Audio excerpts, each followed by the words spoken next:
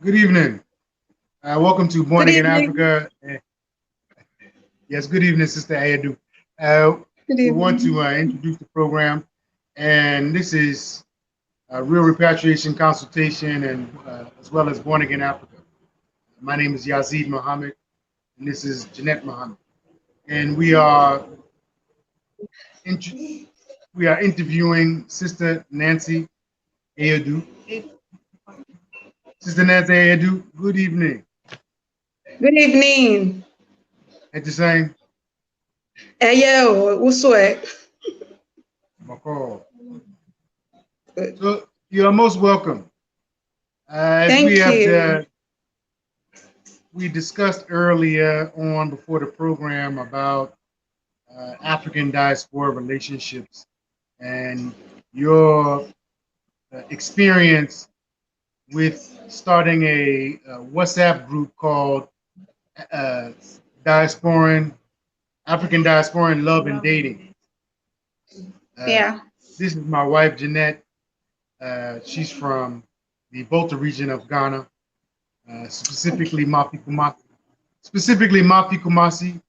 I am from the United States, that is New York, by way of Virginia, and we had an interesting uh, meet, I would say. Well, this is an interesting type of relationship that is now becoming more of a popular type of relationship that is going on in the world today. Since maybe a year of return 2019, and we kind of wanted to discuss with you about your experience with setting up uh, such a dating uh, WhatsApp group that kind of caters to Africans living outside of Africa Okay. and indigenous Africans living here, be it Ghana, Nigeria, West Africa, the whole Africa. So we wanted to know a little something about your own experience and how you came to create such a WhatsApp group. Maybe you can tell us a little bit about that.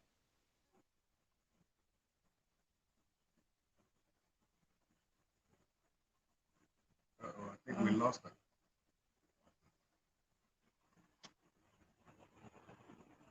Can you see us?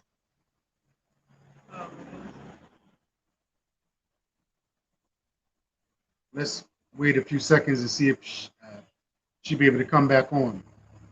But in the meantime, Yeah, we can be talking about. this particular topic is becoming a very popular topic.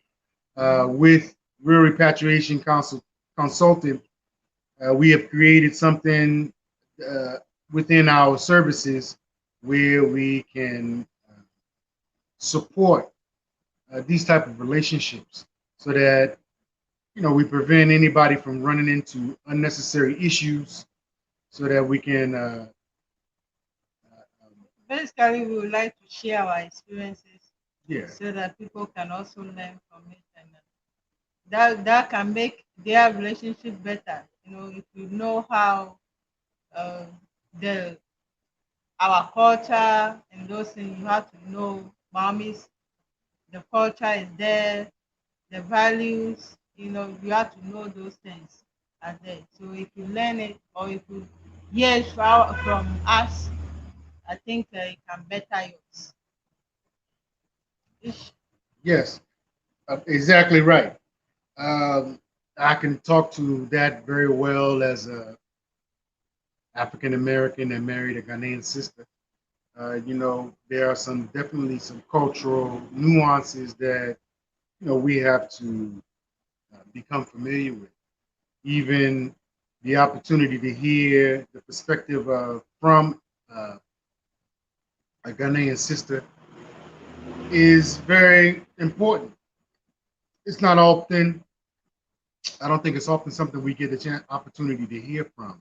So that, a sister like Nancy and of course Jeanette can share their experiences that they have had dealing with and interacting with uh, African Americans or African diasporans.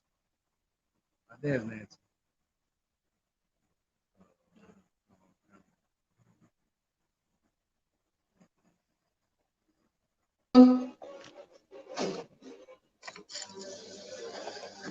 Hello, Nancy. You are back. Yes. Glad you Sorry. didn't go anywhere. Network was. Yes. Aquaba Ghana.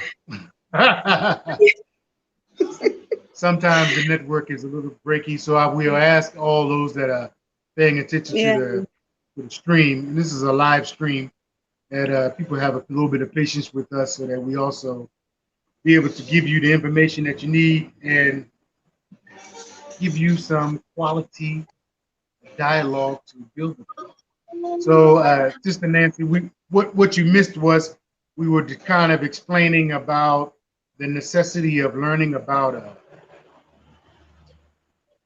the culture and the nature of the relationships between the African and African diaspora as it pertains to Okay. dating and love relationships. But before we get to that, please properly introduce yourself. Okay. First of all, my name is Nancy Adu, and I have a WhatsApp group called African Diaspora Love and Dating. And you asked a question first before the line messed up. The reason why I came about that group was because personally I came in encounter with an African American, and he tended to ask a lot of questions on how Africans cultures and values is all about.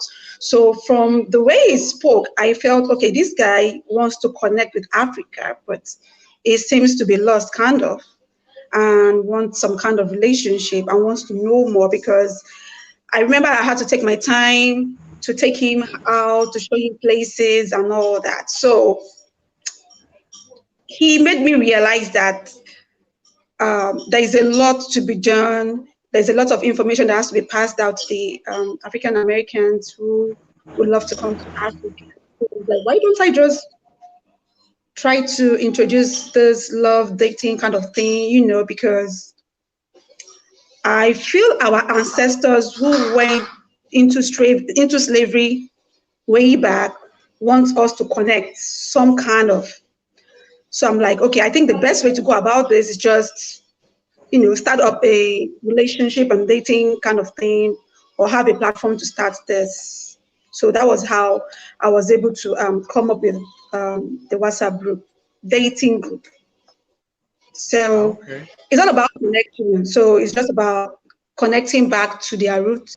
And I think through dating and they can get back and trace their roots back.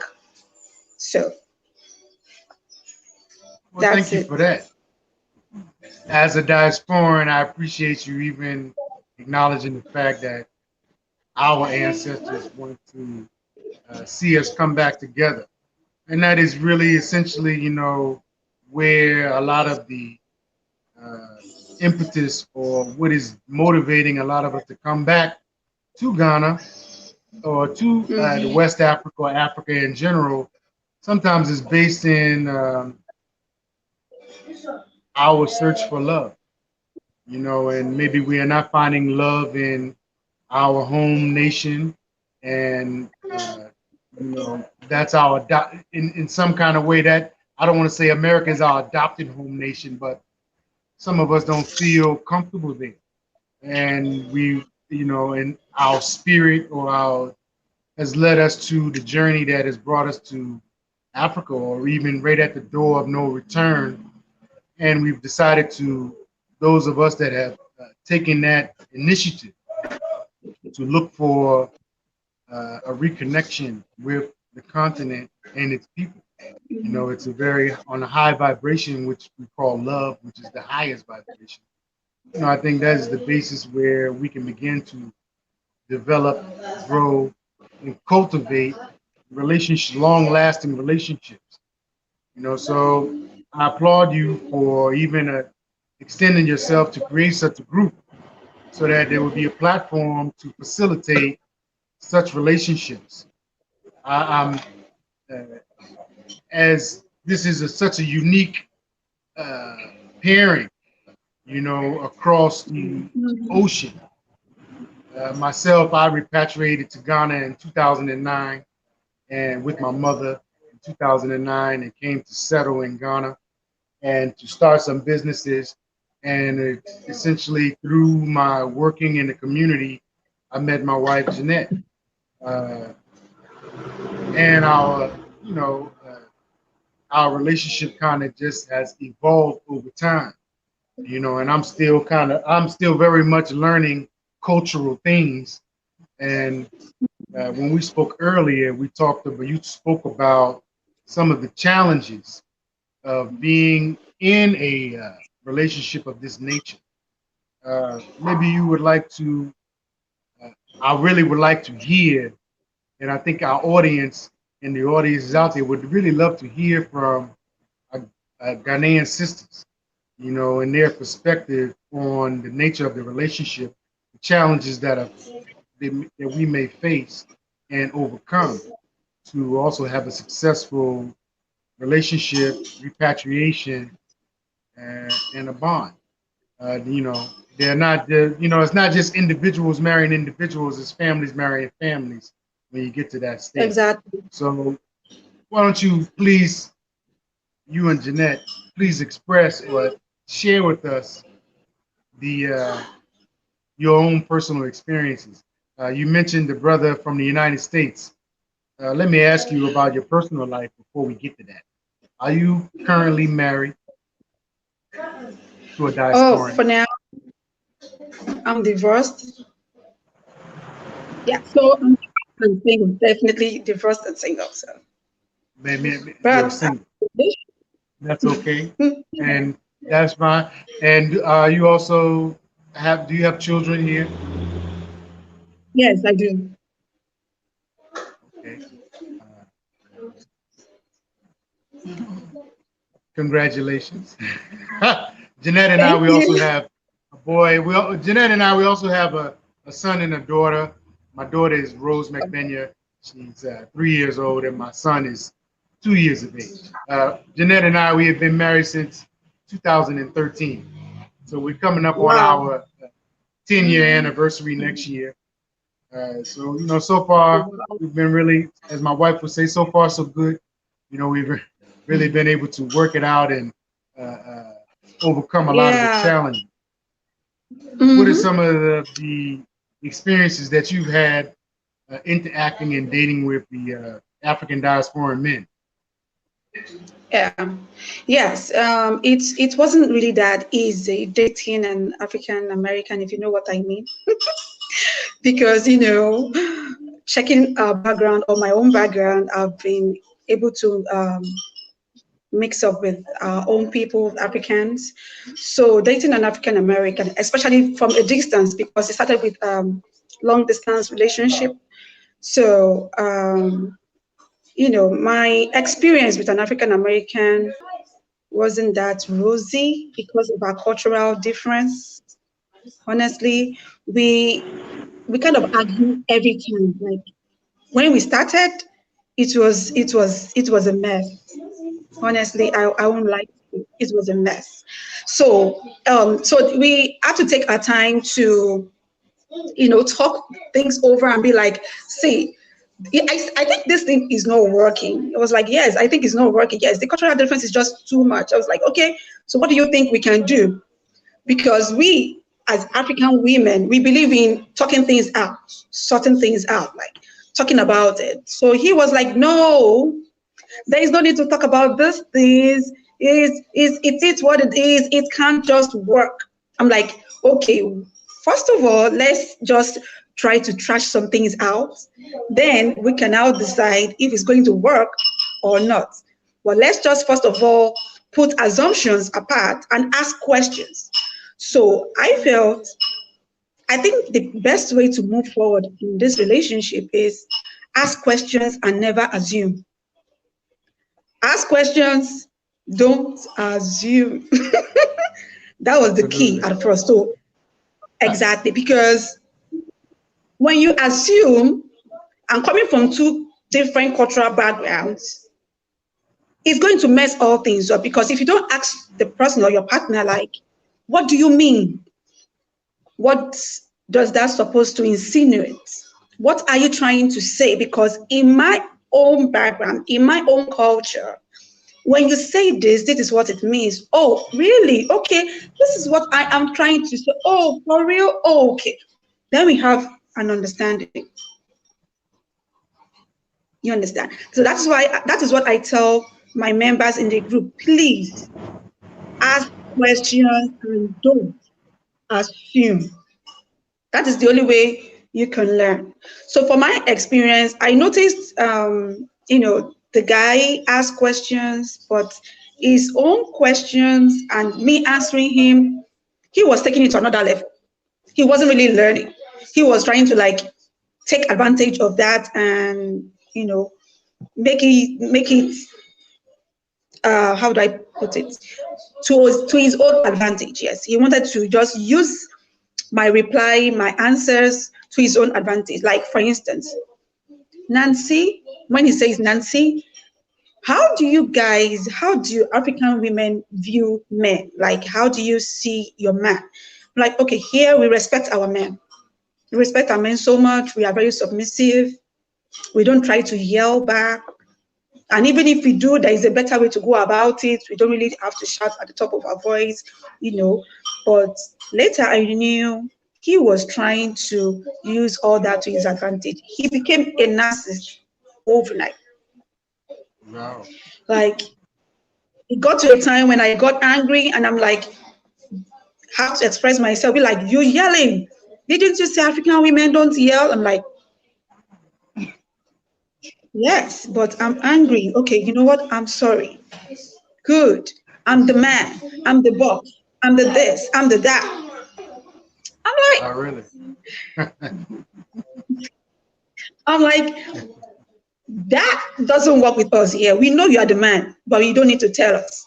We know our part, just as the men know their part. So if you need to know, I think you just calm down, be humble, learn, and let this thing work. Nope. This guy just wanted to just go way up, like way up, and be like, you have to be here. That's another part. When it comes to the financial part, we know African men are providers. But when you talk about the financial aspect with most African American men, they don't understand it, especially from a long distance. I don't encourage that, like asking for stuff, but it depends. If the relationship has been going more than 3 months, 4, 5, you are sure about the person, then okay, whatever. What happens next is none of my own business. It depends on the two individuals, because what works for me might not work for somebody else. Do you understand what I'm trying to say? So if some couple decide to see before anything goes on, fine. But some might be like, okay, this is how it works here. This is how it works here. Because we women see our men up here, like, since they are providers, we ask them for, oh, I need this, I want to do this. And the men will be like, oh, okay, I don't have it now, I'll give you some other time. Or, okay, how much is it? I'll give it to you. Our men, the African men, take care of their, the household, like the financial, the bills and all that. But we know most African American men believe in 50-50 kind of thing. And, here we don't do 50-50. So that part, the African Americans need to understand that part for Africans, that it is what it is for us.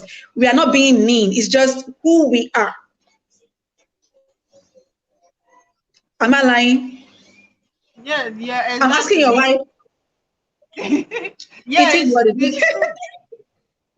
Yeah, it is what it is for us. But yes, but most African American men don't understand that part, and that is where the issue is. Because even when you get an African lady into relationship, trying to matchmake them, you get to find out that most of the African American men try to pull back and be like, oh, she's not real. She just talks this.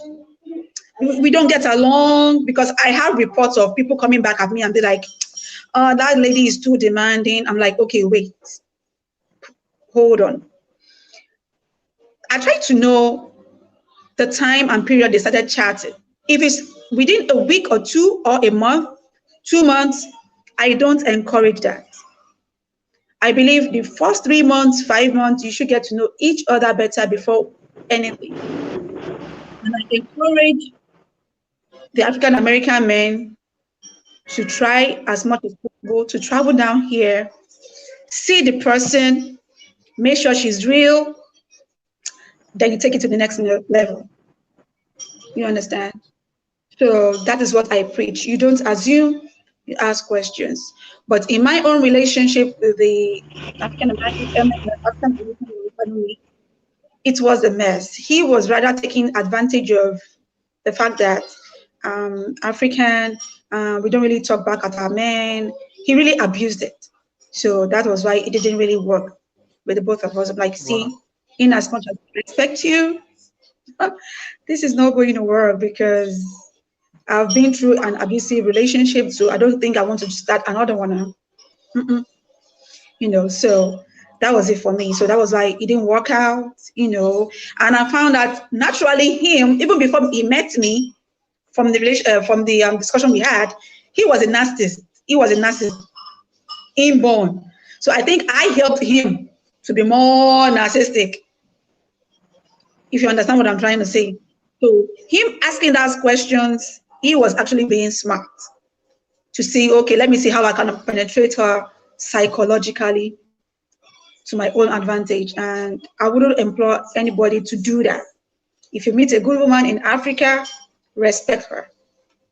That's what I preach. So that's all I can say for now. Well, thank you So for Thank that. you. Do you have something you want to add to that tonight? I think what she said is actually true. What she said is that, and it's a different culture. It's like a different world, two different worlds coming together, trying to make it happen. So true, it has to be a lot of learning from both sides. We have to learn from true. each other. If we don't learn, and we have to have a lot of patience. You have to Mm-hmm. have patience. If you don't have patience, how will you understand the person? For us here, I may say this: English is not our first language. you know so sometimes the things you say, you don't really mean that, but it come that way. It's not our first Yeah, language. We learn it. So we have patience from both sides, to learn the culture, exactly. and to learn from them. You have to learn from the man also has to learn from you, before you can have a successful journey. That's Exactly. what I Well, I appreciate both of you sharing your own experiences in such a way. My wife, I get the opportunity to be living it with her. So, yes, communication, I would say, is Key. number one. Is key. It's Yeah. very key. And we coming from the diaspora, as my experiences in the United States, but I've traveled around the world, and I know how uh, we would like to say African Americans, but Americans kind of have an attitude of that everybody should speak American English, and that is a challenge. When myself, I'm a repatriate, and I move my life here to live. It's different from, let's say, I married my wife and then moved her to the United States. Their English or the American culture is dominant. But if you are planning to reside here in Ghana or in any African country or foreign country, you are going to be adapting yourself to the culture. And number one thing I've learned is that we have to, we the diaspora, African diaspora, male or female,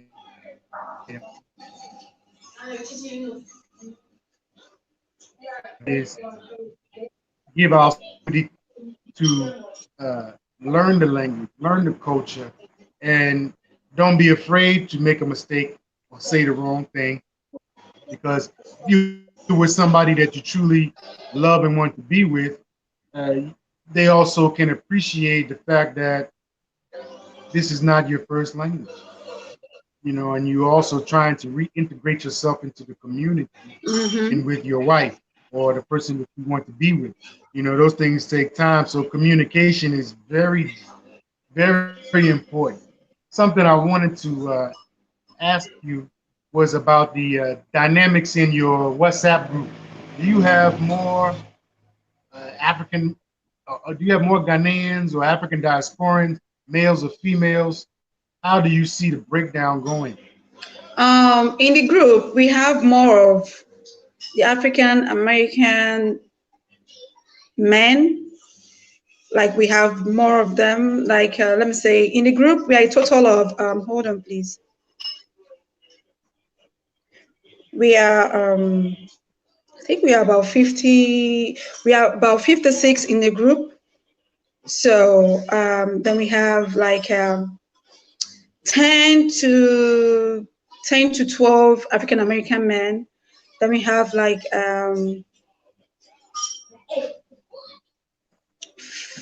6, 7 African American women, and the rest of us are Africans. Some from Zambia, some from Kenya, some from Nigeria, Ghana, in the group.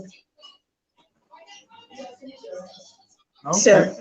Well, it's that's just that's very interesting. Well, thank you yeah. for that. So I didn't mean to cut you off. I didn't mean to cut you off. Please we're go going ahead. to.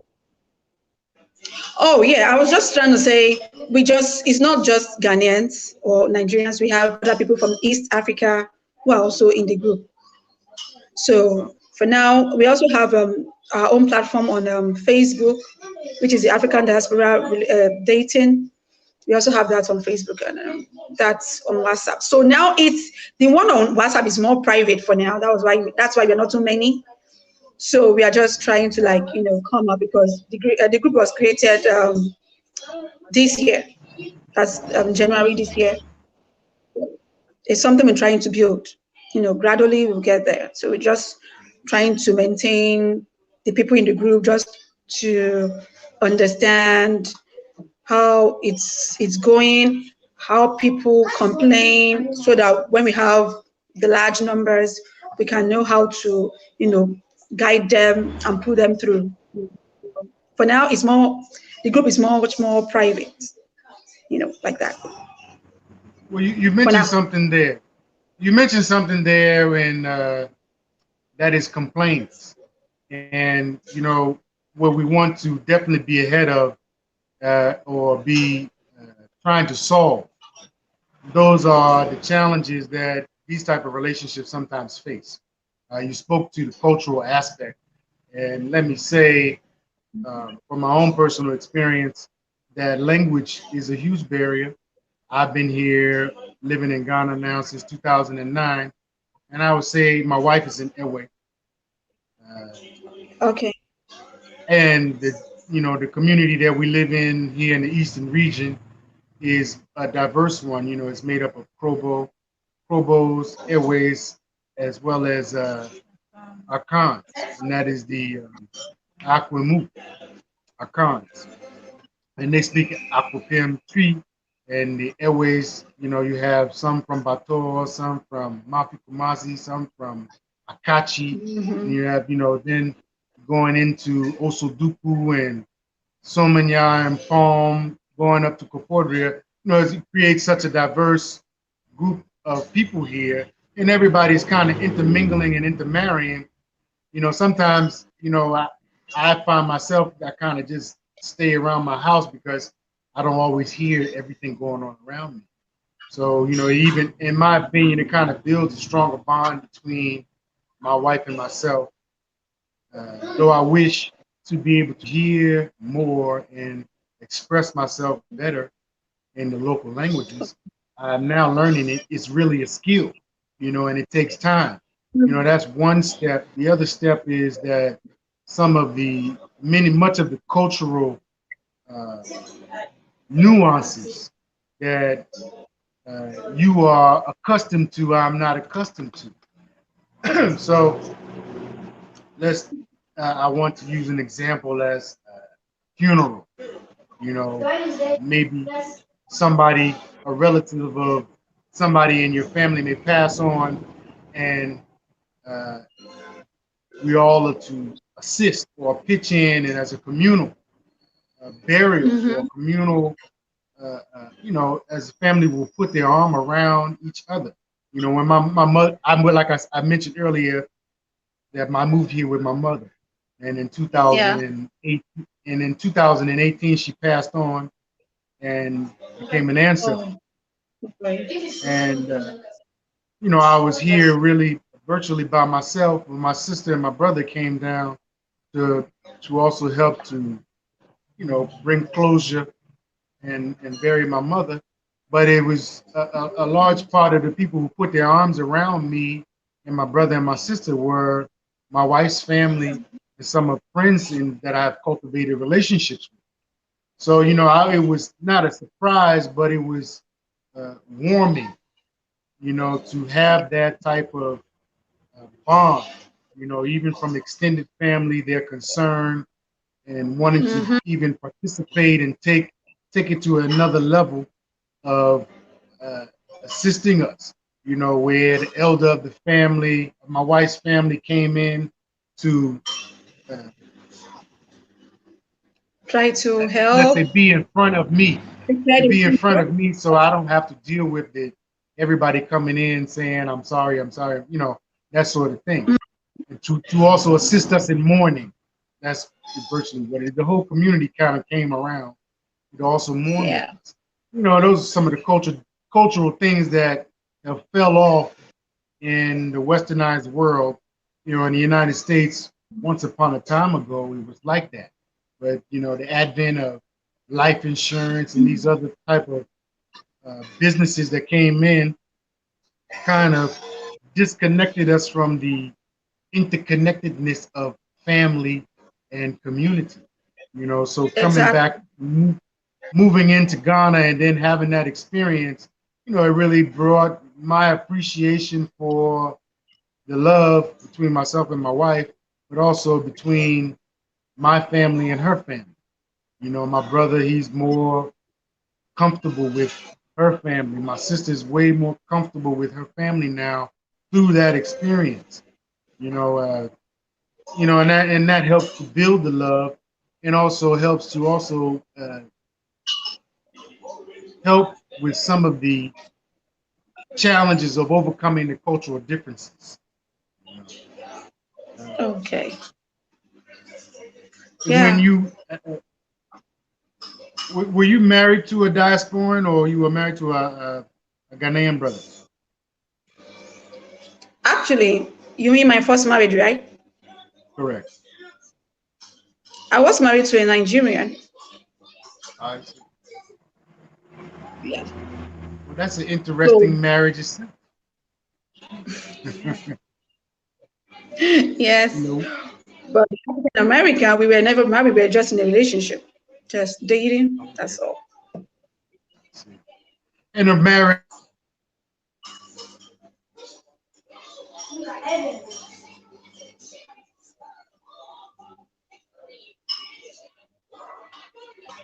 relationship are two very different things.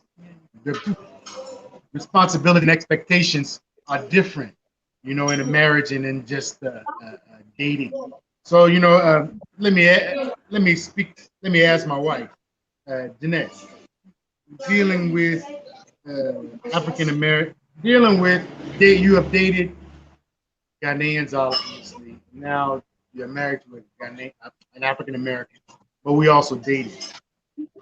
Can you tell me some of the differences between uh, dating somebody like myself, as well as dating a Ghanaian brother? Please, Sister Edu, you also, we would like to hear from you as well. Yes, there's a difference. I dated Ghanaian before we date and got married.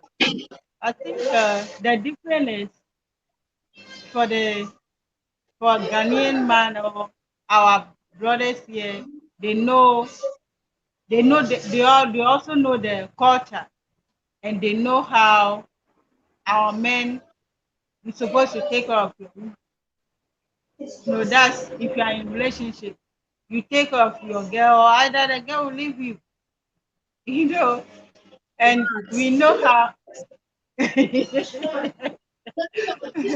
Yeah, if you take care of your woman, or you stop. You know, but a diasporan, let's say, example, like if I go to my boyfriend, I know my boyfriend will give me money, or if I don't really know how to put it, but there's a way of how we do it here. But the diasporan, that's not how they their women. It's like I'm doing my work, I'm working, you are working. We don't need You don't need to give me. I've already have my own. So even so, there's kind of respect we kind of have for our boyfriend, though they also have a respect. But we are kind of, let's say, we kind of depend. Not We know if I don't respect you and I ask you something, you won't give me. Though Exactly. I'm also working, having my own thing, but I expect my boyfriend to also help me, assist me. But that's not how they are used to. So if you are acting a diaspora, it's like you are demanding too much. Exactly. Yes, it's like you are Exactly. demanding too much. But a Ghanaian brother will know how to give you money. If you have to cook for me, or even, I want to prepare food for you, I'll prepare the food and bring it to you. I use my own money to buy the food to prepare. So if I'm leaving, you give me money, because you don't even know whether I have it from my own pocket, or maybe I borrow it from somebody. It's a true fact. Yes. You don't know whether I take it Yes, from somebody. yes, yes, that is it. That is But it. a diaspora, yeah, my girlfriend cook for me, There's no need. It's like that's not how Yes, they do it. Yeah. Yeah, so it's something new for them. So these are to all them. things that we have to learn. This is how we do it here. you know. This part has always been an issue. I won't lie to you, honestly. Especially, for an African brother, if you go to his place, if you go with Uber, or he asks you, "Oh, how did you come? I thought I was going to pick you." "Oh no, never mind. I took Uber."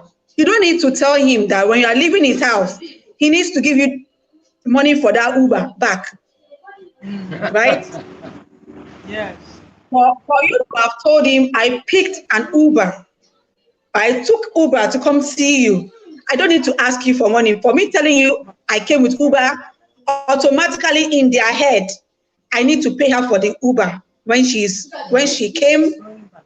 and when she's going. So you combine the coming money and going money together and give it to her when she's going. So we don't need to ask you. So it's a normal thing for an African, let me say for a Ghanaian man, to know his duty. They know how to play their role. Like, I am not saying they are 100% perfect, but I'm saying when it comes to the financial part of being a provider, you don't need to talk much. They know their place. When you go out to restaurants, it's disrespectful if you, the woman, is paying for their meal that both of you ate. It's disrespectful when you pay. They'll be like, "Why are you paying?"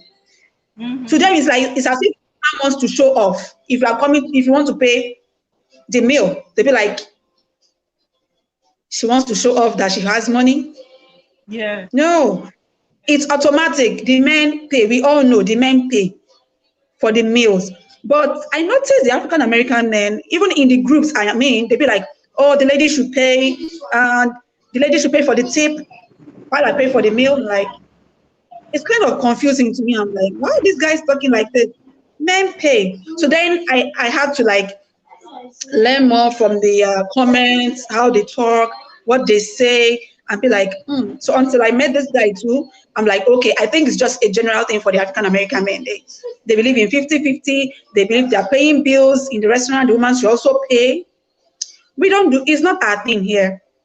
It's not our thing here. Like, for instance, another difference is if I have a boyfriend and I'm coming to your house, I don't need to give you a call that I'm coming. You will see me in your house. I am your girlfriend. And I should be able to come to your house in and out anyway, anyhow I like it.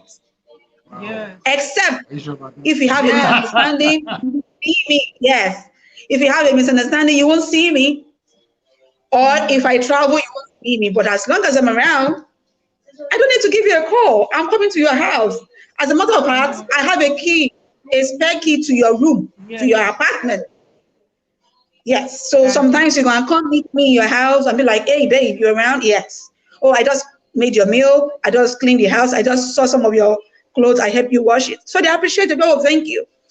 But this American guy will be like, Nancy, if you need to call me, if you need to come to my place, you need to call me. I'm like, huh? Yes. Call you? Are you really in a relationship?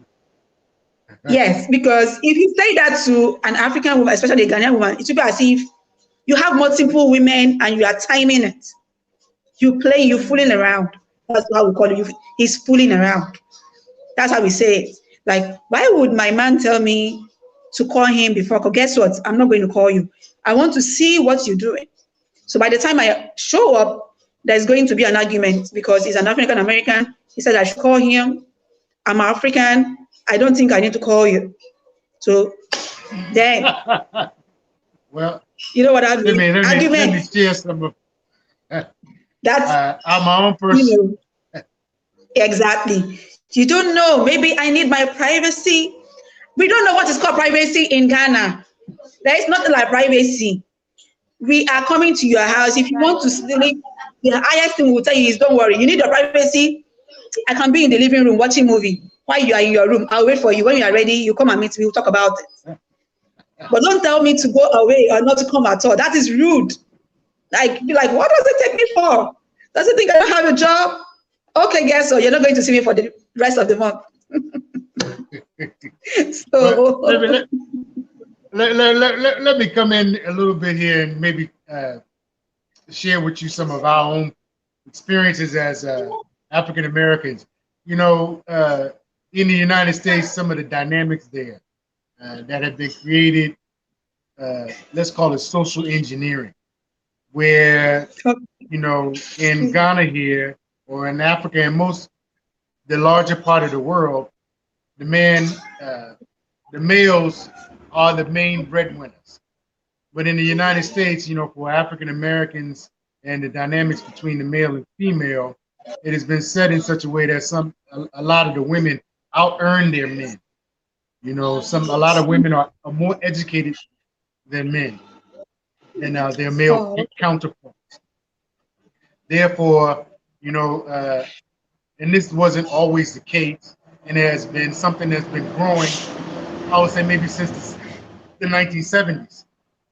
And that has been, you know, that has impacted us socially in such that, you know, and let me also include rap music. Hip hop music also has played its role in shaping the mind of us socially and how we interact with some of our women. And so, you know, as African American women have gained a step up in the business world or the work world. So many of them want to even, and I hate to speak for them in this kind of way, but many of them, I think they feel that a pride independence. You know, they would, you know, it was really taught and really forced down a lot of African American women in the destruction of our family structure there, that the black woman has to be independent and to make it, you know, without a man, without somebody there to help her. So when a man does come around and wants to try to court her, you know, she may also want to show that she has something to bring to the table, you know, because sometimes brothers or African American men there, you know, we can face some challenges trying to also become established. And that's not across the board because you have everybody at so many different levels, you know. But my experience here dating, you know, I had to be educated about exactly what you're talking about. I have met women, and you know, maybe they would come to me and be with me for the weekend, and on Monday or Sunday they are going. You know, I said bye. I'll see you next time. You know, and not thinking that, you know, I'm not even thinking in terms of she doesn't have it to go back, or you know, I should also give her something in her pocket so that she can go and whatever. You know, I had to learn that, you know, and it was a trial and error, you know, and I would say, you know, I had many arguments. And unfortunately, I had a close friend, Kojo Apia, who would come, who came in and then began to educate me about, hey man, you don't know, sister, she could have, as my wife stated, borrowed some money to come and buy food.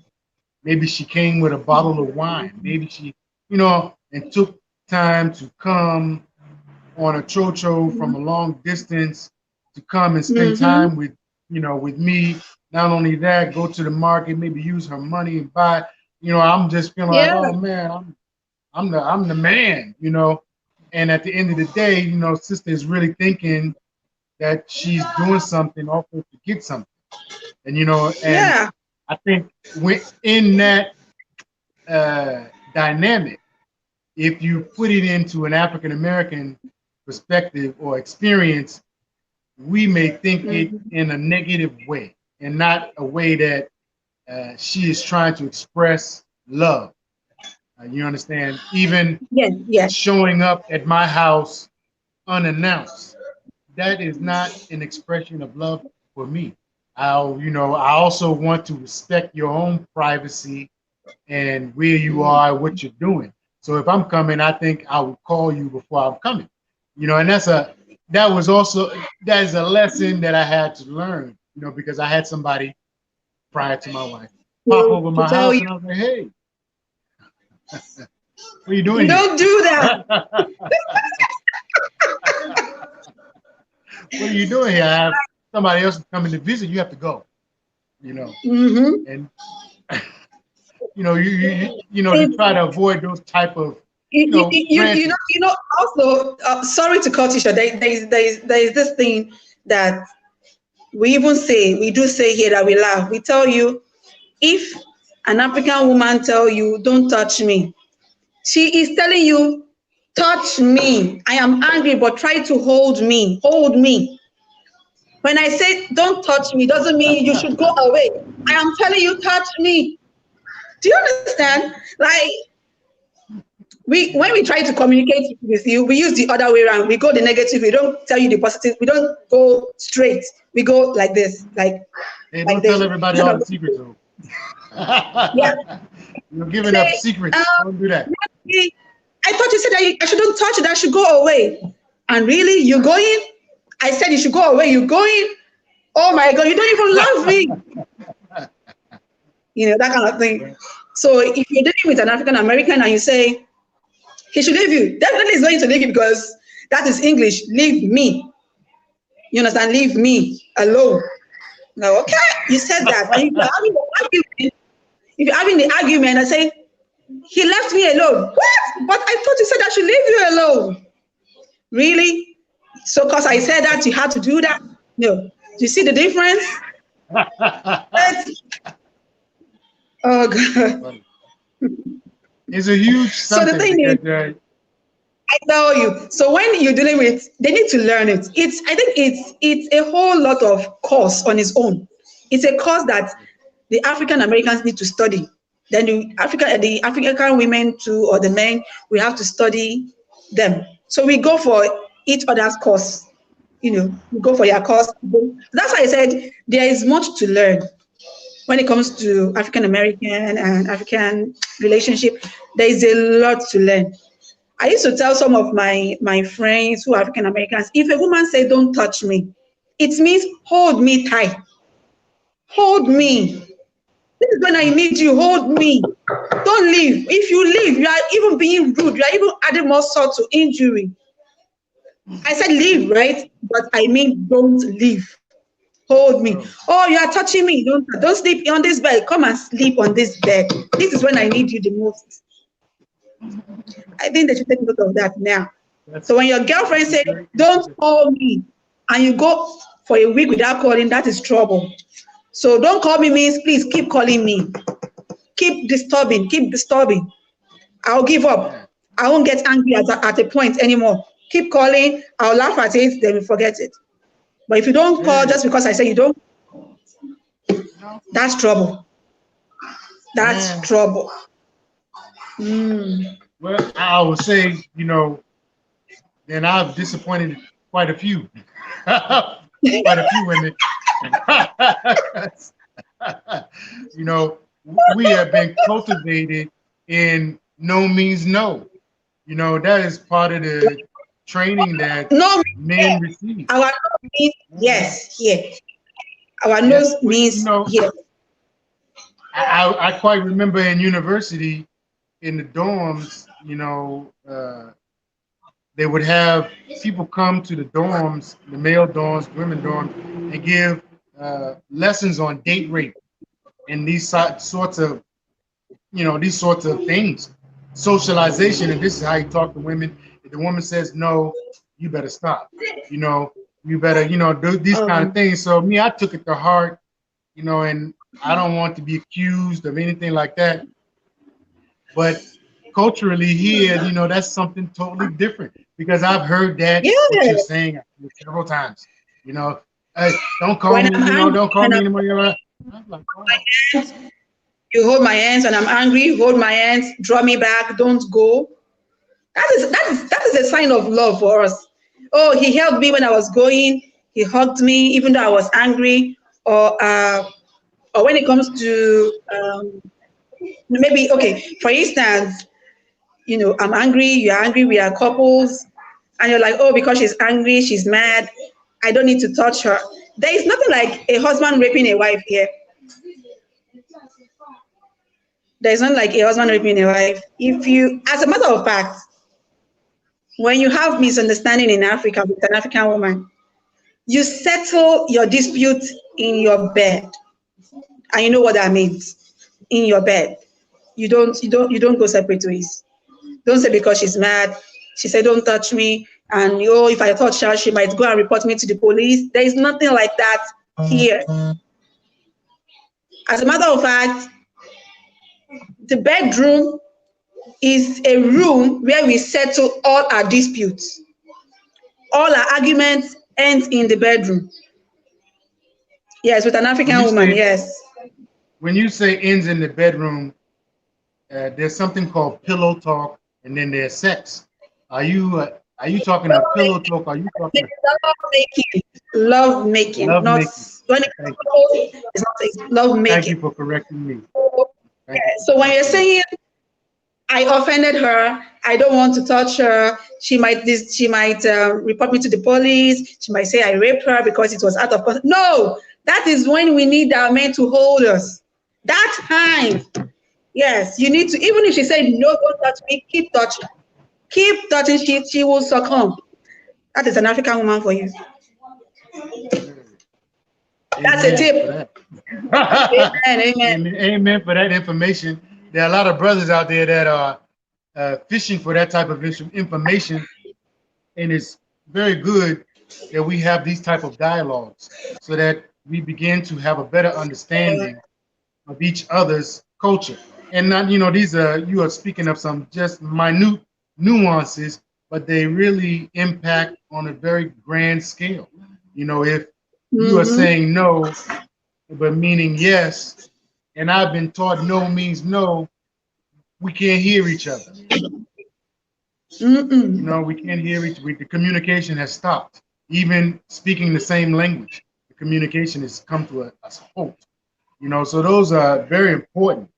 I wanted to ask you one question before we start to wrap up here, and that is, All right. you know, we through our real repatriation consultations, we offer now a background check to support these type of relationships because you know a lot of people find it difficult to um, verify some of the things that they have been told. You know, some men, some Ghanaian men are telling women they graduated from Oxford University. They have, you know, they're right next to Nana Akufo-Addo in his family and all this Mm. fictitious stories. And then you also have Okay. uh, at the other end, you also have other people telling other, we will say, selling wolf tickets or telling stories about being wealthy and having more money and these things. And really, you know, it's not, that's not the case. You know, we are just working people, Yeah. working class. So I wanted to ask you, when you are dating somebody and you want to take it to the next level, what are some of the particular information you want to know as a Ghanaian woman interested in a man, that you can then begin to fact find or check up on him to find out if he's really genuinely the person he says he is? Okay. First of all, for me, I would really want to know if he's, because most of them will tell, most African American men will tell you they are not married, while some are actually in a relationship. So first of all, I want to know if he's married or is single. If truly he works, and also his relationship with other women, how was it? Like, how was it? So that, because all that, I need to know if it's worth it to continue with him or not. Then what else? Yes, if he works, if he's single, and also other relationships with, maybe the last relationship with that he had with the last woman. What went wrong? What went down? Then what else? Yeah, if Well, let he's me, educated, like he said, education really not. If I rate it from okay, 100, 10 to 100, education is not really a kind of priority for we Africans, as long as he's smart and knows how to take care of a woman. That's the most paramount for us. So for me, if he's truly single, if he's working, how his last relationship went, like what went wrong? How did it go? okay. Well, let me ask, if you are dating a Ghanaian brother and you know you want to know more about him because we have a lot of African American women that meet Ghanaian brothers online. And as I was stating, sometimes the information they may give you may not add all the way up.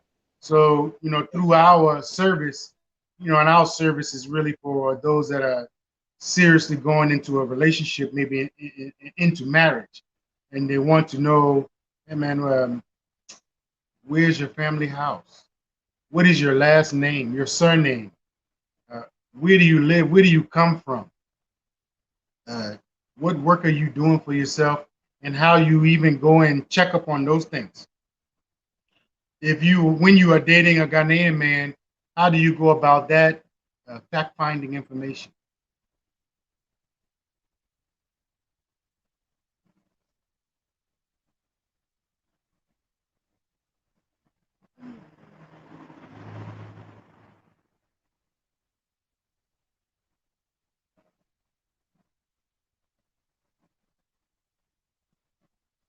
Maybe she'll come back. think maybe she will come back, but we're in the process of wrapping up the show. When she comes back, we will hope to be able to get an answer from Nancy, and so she can also share with everybody else. But Jeanette, she can also answer that question. Yes. I think like the way I think she said, well, I think I will first check on where he's coming from. I will first know where he's coming from, and then see, and the family name. I would like to know his surname, and I know where he's from. Then the the work he does, and uh, maybe that's where I'll start from, to know the family name of where he's coming from, whether he's royal. Some can say, "Oh, I'm from the royal family," you know, but they are not. That you can even check on that too. So if you know the surname, if you know the town or the place the person is coming from, then you start from there. Yeah, and then uh, as Nancy was mentioning about trying to find out things about those of us in the African diaspora trying to date a sister here, she will find it difficult to even check up on you and know your particulars and whether or not it is also valid. A lot of times, you come over here, with a few dollars and look like Bill Gates for about a week, and ultimately you find it difficult to have a longevity at that rate. So we all want to try to give each other the best opportunity to have a successful relationship. Uh, that is ultimately it. But it seems sister, she won't be able to join us right now. But maybe in the part two, we'll be able to work Yes. together and continue on the conversation. I want to thank Jeanette for being a part of the program. And further, uh, we will be doing more programs around these very topics. And I hope that it was very insightful and helpful to those that are pursuing such relationships.